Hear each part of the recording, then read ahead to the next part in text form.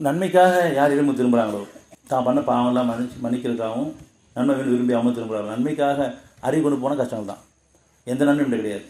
நல்ல வாழ்க்கை வேணும் விருப்பத்துக்கு தான் நம்ம பணத்தை இணை வச்சோம், பொருளை இணை வச்சோம், மனித இணை வச்சோம், அறிவை இணை வச்சோம். கஷ்டத்துக்கு மேலே கஷ்டம் வச்சுட்ருவோம். நல்ல வாழ்க்கை வேணும்னு சொன்ன விருப்பத்தை அவன்கிட்ட கொடுத்துடணும். நன்மைக்காக இப்போயாவது எங்கிட்ட திரும்புங்க, நன்மை மட்டும் கிடையாது, எங்கிட்ட தான் இருக்குது. அந்த நன்மை விரும்பி என்று ஒப்படைக்கும் பொழுது எவர் நன்மையை கொண்டு வருகிறாரோ, நன்மைக்காக விரும்பி வராங்களோ, அவருக்கு அதைவிட மேலானது உண்டு. மேலும் அவர்கள் அந்நாளில் திருக்கத்தை விட்டும் அச்சரிந்து இருப்பார்கள். மனசு எந்த திருக்கம் இருக்காது. அமைதிக்கு மேலே அமைதி, சுகத்துக்கு மேலே சுகம். ஏன்னா இரண்டு ஒட்டுமொத்தம் சாதஞ்சிட்டாங்க. நன்மையை வாழவே விரும்பிட்டாங்க, தீமையிலிருந்து மீறவே அவன்கிட்ட ஒப்படைச்சிட்டாங்க. தனக்கும் தான் குடும்பம் சமுதாயத்துக்கும் இரண்டு ஒப்படைக்கும் போது நன்மையை வாழ்வதும் சுகமானமாக இருக்கும், தீமையை மீறதும் சுகமானமாக இருக்கும். அவனுடைய அனுமதி இல்லாமல், அவனுடைய உதவி இல்லாமல், அவனுடைய அருள் இல்லாமல் தீமையிலிருந்து மீளவும் முடியாது, நன்மையை வாழவும் முடியாது. அதனால் ஒவ்வொன்றையும் அவன்கிட்ட ஒப்படைக்க வேண்டும். 360. அல்லாஹ் உங்களுக்கு உதவி செய்தானேயானால் உங்களை வெல்பவர் எவரும் இல்லை.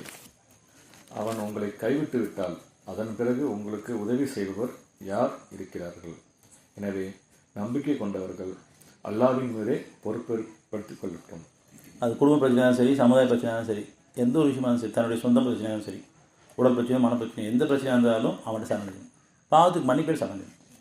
அல்லாஹ் உங்களுக்கு உதவி செய்வானேயானால் உங்களை வெல்பவர் எவரும் இல்லை. அவன் உங்களை கைவிட்டு விட்டால் அதன் பிறகு உங்களுக்கு உதவி செய்ய யார் இருக்கிறார்கள்? எனவே நம்பிக்கை கொண்டவர்கள் அல்லாஹ் மீது பொறுப்பேற்படுத்தி கொள்ளட்டும். பொறுப்பேற்பர்கள் நேசிக்கிறார், நேசத்துக்குள்ளாயிரும். அது மட்டும் இல்லாமல் பாதுகாக்கப்பட்டவர்கள் ஆரம்பித்து காப்பாற்றி பாதுகாத்து வழி நடத்துவான். இப்போ கூடிய கஷ்டங்களை காப்பாற்றி அவனோட சரணத்தின் காரணமாக இனி வாழக்கூடிய காலங்கள் அடுத்த நிலை உயர்த்தப்படும் பொழுது பாதுகாக்கப்பட்ட வாழ்க்கையாக இருக்கும். சூழ்நிலையை மாற்றி அமைச்சுவான், தீமையான சூழ்நிலையாக நம்ம பாதுகாத்துவான்.